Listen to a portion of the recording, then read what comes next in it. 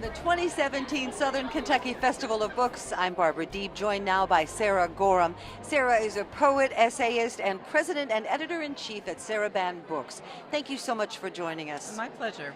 You know, we were talking about being editor-in-chief of a publishing company, a small independent publishing company. Was this a dream realized? Oh, it certainly was. And as it turns out, I was very well suited for the job.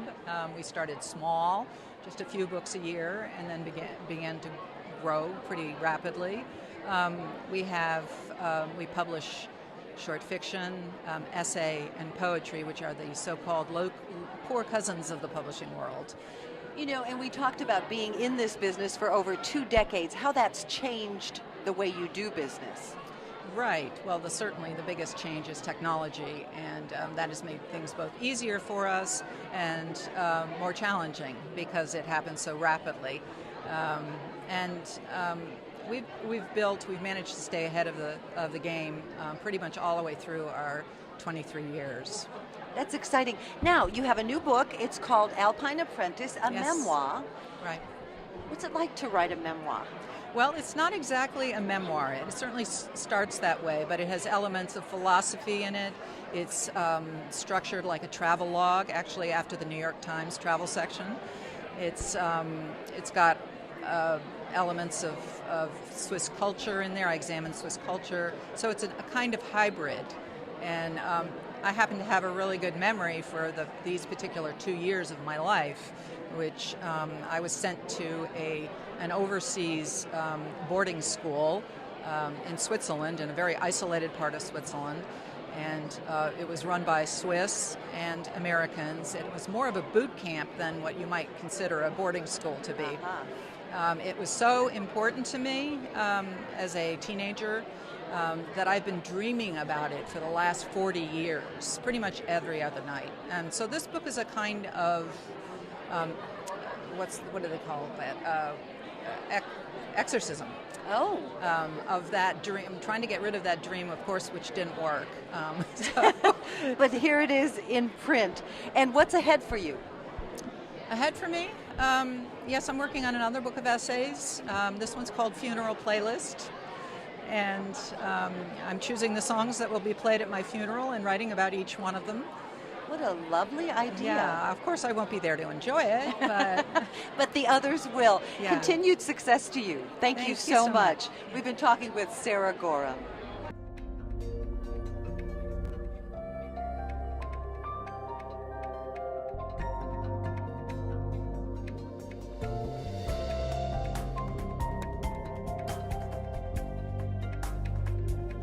Author Tim Crothers joins us now. Thank you so much for being here.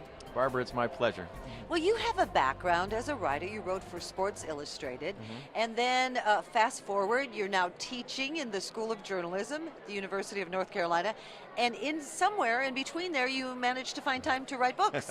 So Right. Tell us about the Queen of Katwe. Well, the Queen of Katwe is about it began with a 9-year-old girl who grew up in one of the most awful slums that you could ever imagine in Katwe, Uganda. And she did not read or write. She struggled for a meal every day. She was essentially homeless.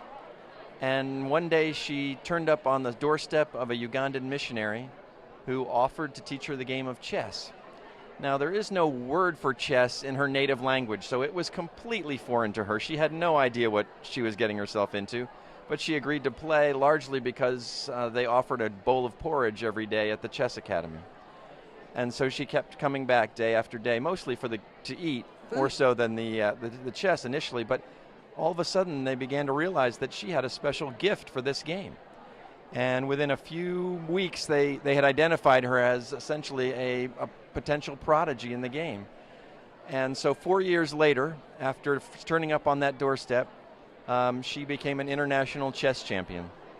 And when I found out about that, I knew that I needed to go to Uganda and see if I could tell her story properly.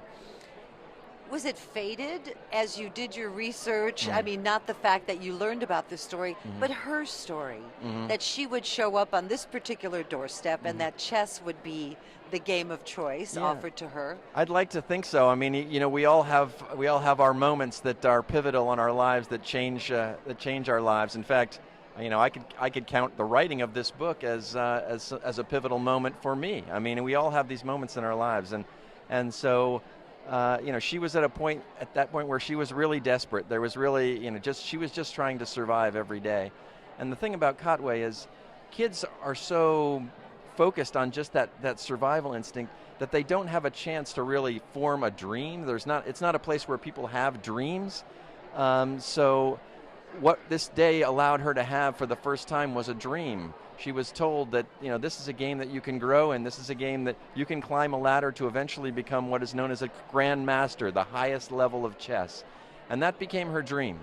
And every day she would go back to the chess academy, and we're talking like 5 or 6 hours a day, day after day after day after day, to learn the game. And she was originally taught by a 4-year-old, somebody who just knew how to move the pieces around but didn't really know any of the strategy of the game. But Fiona sort of built herself up day after day until she became ready to play on an international level, and her dream now has continued to form through chess to you know, branched out into other areas, and now she's thinking about maybe even coming to college here in the U.S. What a great story. You know, before we got started recording, we were talking about the story and how sometimes you have to go digging and look for the story, and then sometimes the story finds you. Right.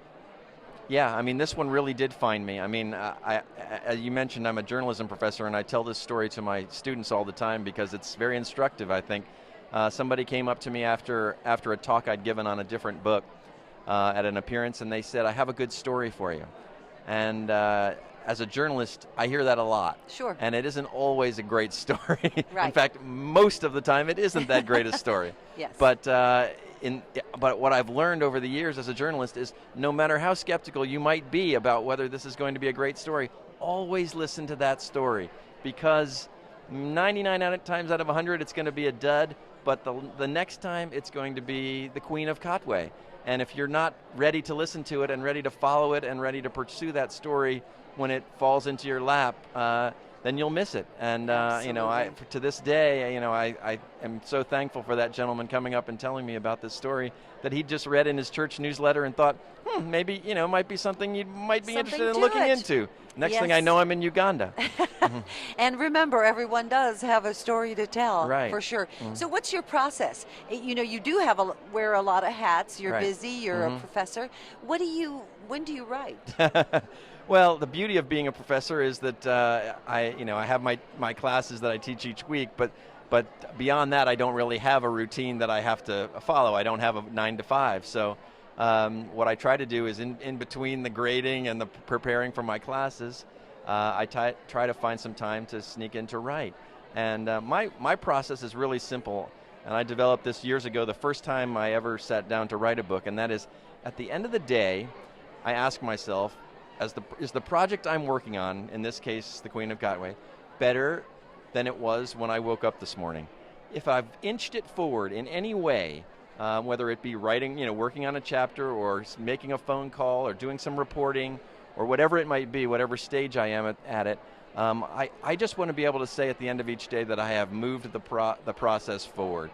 And that's how you eventually end up with an entire book, because otherwise you can get bogged down. It's such a huge project to write a book, and if you think about it in that full, vast way, it can be overwhelming. So I always think to myself, just little by little, let me see if I can get it a little bit better every day. And obviously some days it moves well forward, other days it barely moves forward, but if I can just get it a little bit better every day, eventually, all of a sudden, I find myself with a full book. I have a book. So what's next for you?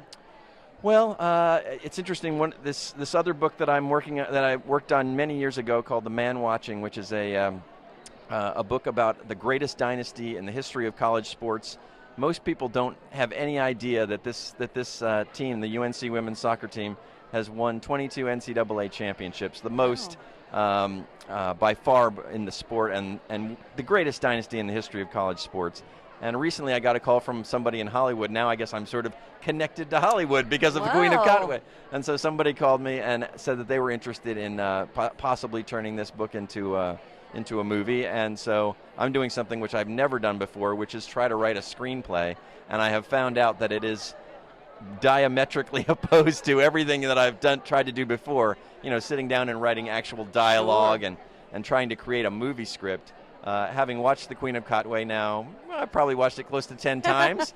Only that 10 helps. times? That helps because I now seeing exactly how a story that I'm so closely connected with has been transformed into a movie has helped me a little bit in trying to figure out how I would do that with a different book. But I'm still admittedly terrible at writing screenplays, and I'm trying to figure it out little by little. But if I can just give them an idea, a vision for how it could work, I think then they could bring in somebody who's more adept at this craft and could, maybe with the two of us together could piece together something that would and make just it. very quickly, we're out of time. Sure. Were you satisfied with the movie? Yeah, I was thrilled. The obviously with Disney, I wasn't sure exactly what would turn out. I mean, any movie company, you never know. But they stayed very, very close to the film, to the book's content, and I was thrilled with that. Congratulations and continued success. Barbara, thank you for interviewing me. The Queen of Katwe. We've been talking with Tim Crothers.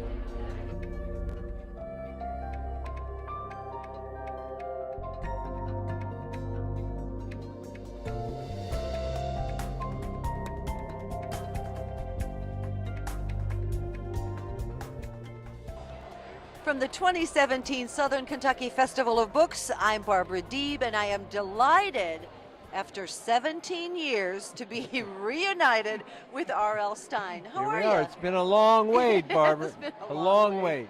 17 years. 17 years we talked. Listen, this is the 25th anniversary of Goosebumps.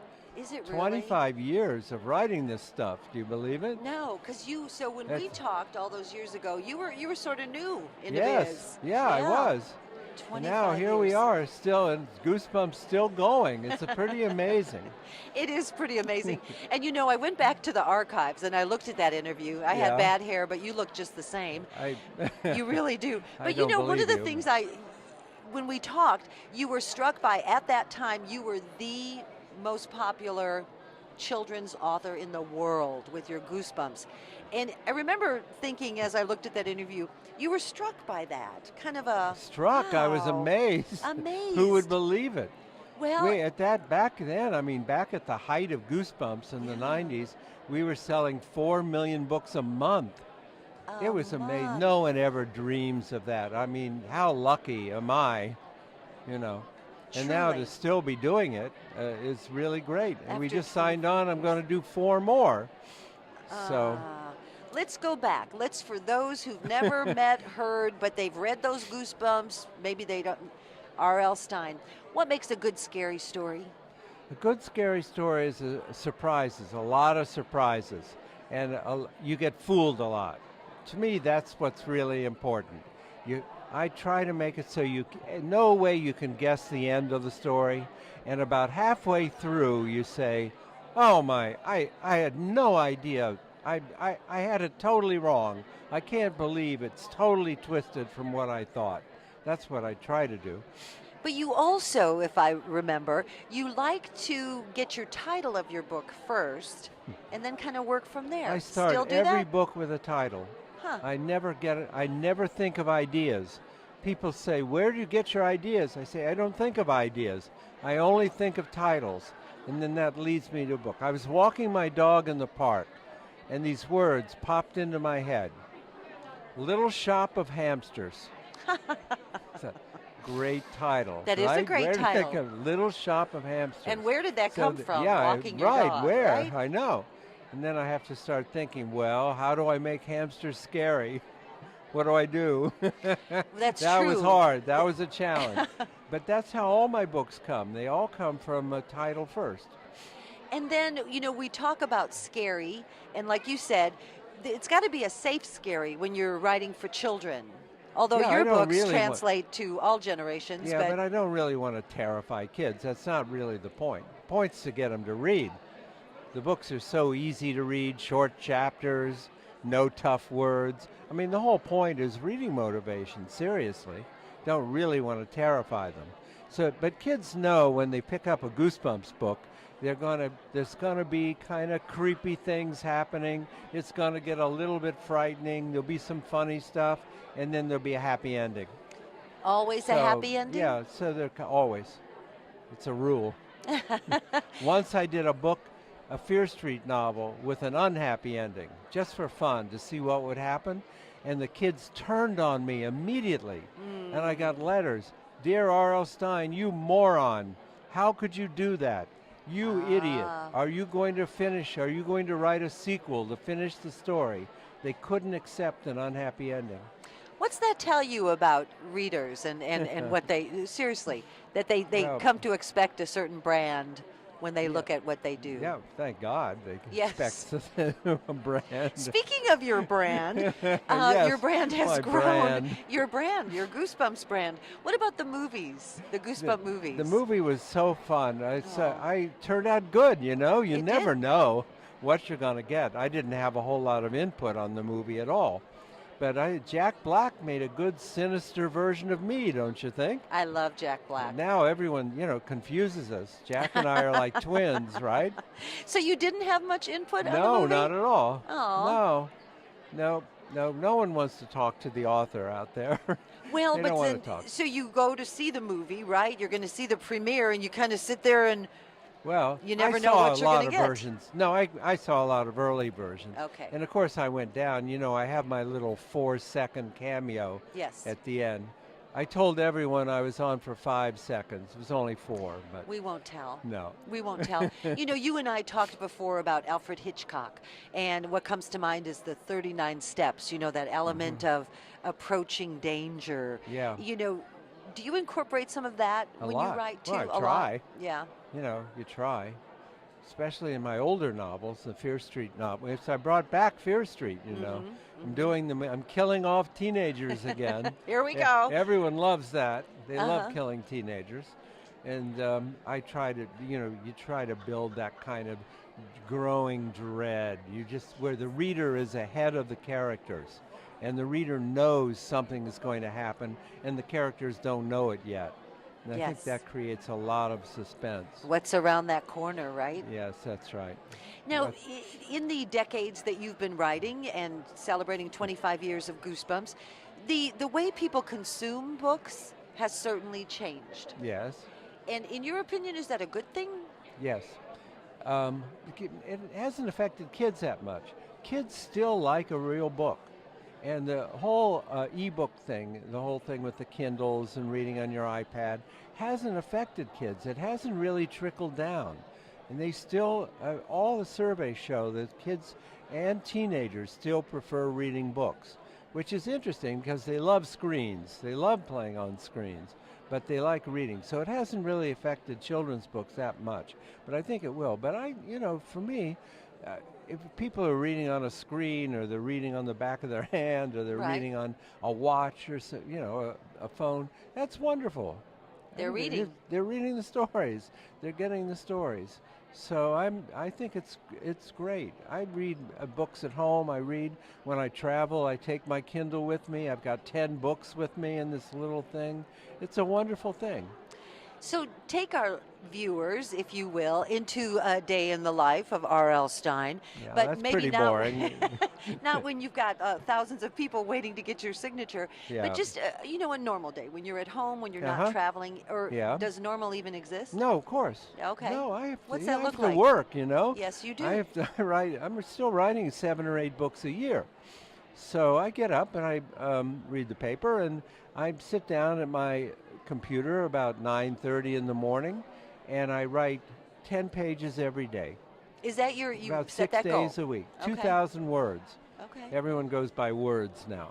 Yes. I write 2,000 words. I quit wherever I am. I Even hit if you're 2,000 mid-sentence? Yeah, 2,000, I I'm quit. done. No, 2,000 words, that's it. I'm usually brain dead by then. I've done my, right, I stagger off. I take the dog for a walk, and it's about 2:33 in the afternoon. I'm done. Those are good hours, right? Yes, they are. It's good. But it's really, it's factory work. I do my it's piecework. I do my 2,000 words, and tomorrow I'll do 2,000. And before you know it, it's another book, and on to the next. And on to the next. But Yeah. now you have a new role, R.L. Stein. Yes. Grandpa. Yes, What does your a great 3-year-old job. grandchild call you? He calls me Bob. Really? Yeah. I say, Dylan, I'm your grandfather. No, you're Bob. I love it. I love it. He's a hilarious kid. Here's my best story from last week. He's just hilarious. He just turned 3. Uh-huh. I said, I'm having lunch with him. Dylan, I know you had a play date with your friend from school. What did you and Esme do on your play date? He said, that's not your business. That's not your I love business, it. Bob. That's my business. Wow. Inspiration believe for that? a book? Yes, I can. 3 years old. Yes. Just wait. Just wait. Yeah. So, are you hoping that you're going to leave a legacy for What? Dylan. I'm leaving? What? Don't leave. Don't leave. And Go now I ahead. get questions. I take questions from kids. Are you going to retire? Do they I really didn't- ask Yes. that? I didn't get these questions 5 years ago. Do you plan to write? How long do you plan to write? Do you know what you'd need to What? answer? Why? No, you need to answer that's none of your business. I'll Bob. take a 3-year-old answer. That's Yeah. right. What's the future? So you're writing lots of books. Well, you're going to stay with the Slappy the Goosebumps. Dummy was so popular in the Goosebumps movie. We're doing a whole series of new Goosebumps books called Goosebumps Slappy World. And that's what I'm working on now. The newest one is called Slappy Birthday to You. Well, And Slappy that's the one that Birthday it just- is. Yeah, that's right. Now, I just have one question left.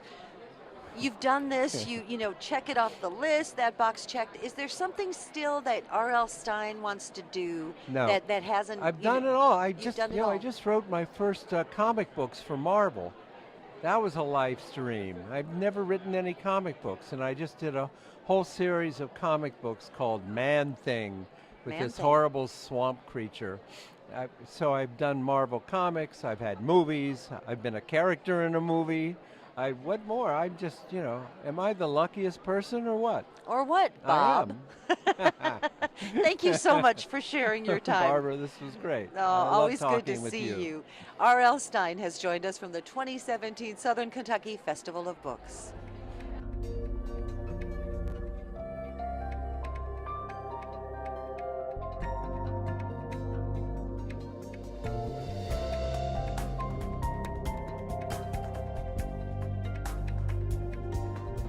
Author Crystal Wilkinson joins us now. She is African-American feminist writer is how you are dubbed. And when I read that and I think about labels and things like that, what does it mean to be a feminist writer? Well, I just talked about this in the panel that I was on, and I said I'll take them all. I don't like the boxes, but I also don't like not being in the boxes. One of the things I do when I go in a bookstore, that if I'm not in the African-American section, I go get a copy of my book. I put it in the African-American section. If I'm not in the Southern section, I think I should be. If I'm not in the women's writing section. I think those are all, and there's even more. I could be in the mother section too. Sure. We all have so many labels, and you either push against them or you embrace them all, and I embrace them all. And I was raised by a country feminist. I would say that my grandmother was a feminist. She wouldn't call herself that, but she certainly was all about the empowerment of women. And so that's an important voice to have today. Absolutely. Yeah. Yeah, I think it's a very important voice to have, and I'm trying to pass that along, that empowerment on to my daughters and on to my grandchildren, that it's important, even in today's time, for women not to be equals in the workplace, to not be equals in the classroom. And you see that. You hear it all the time. Even my 6-year-old grandson says, girls don't do that. Oh. And so, yes. He's surrounded by a group of strong women that says, oh, hold up now. Wait a minute. We need to think about that Yeah. one again.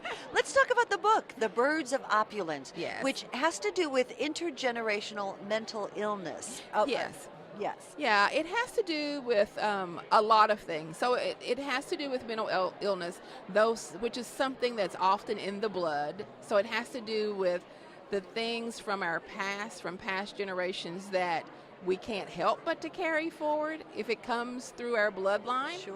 And it also has to do with things that we can have choice over. So perhaps the mental illness is in the blood and is inherited, and something that you can't do anything about. But I also think that there are things that various families carry forward that is the choice of some generation to say, I'm not going to carry that forward. I'll take these things I can't do anything about, but I'm not going to do this one. Gotcha. And so it's a lot about that, about what we can carry forward from our past, what we have to carry forward, and what we don't. The garbage that we can throw away. Yeah. So what prompted the writing of that book? Well, one of the things that prompted it is that I'm from Appalachia, from a small rural town, and my mother was diagnosed as being a paranoid schizophrenic even before I was born. And so I watched how mental illness was treated in rural places, and even in not rural places. I think that it's something that we don't talk about very much in our society. And so I wanted to write about that and to sort of empower people to begin to have these discussions. And it's amazing when I go around and I read from the book, how many people, again, the labels, how many people from not rural African American people, but also Caucasian people, older people, younger people that sort of timidly raise up their hands and they say, oh, that reminded me of my aunt. My aunt was the one in our family who was mentally ill, or that reminds me of my grandfather. So I think it's a universal subject that people don't often talk about. And I wish we had more time to talk. We've been talking with author Crystal Wilkinson. Just very quickly, you own a bookstore in Lexington. Yes. It's called the Wild Fig Bookstore. The Wild Fig. So go by and see Crystal if you're in those parts. Thank you so much. Thank you. Thank you very much.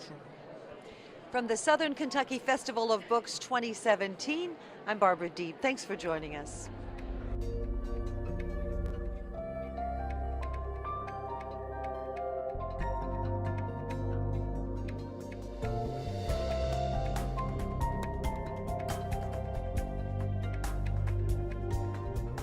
From the 2017 Southern Kentucky Festival of Books, I'm Barbara Deeb.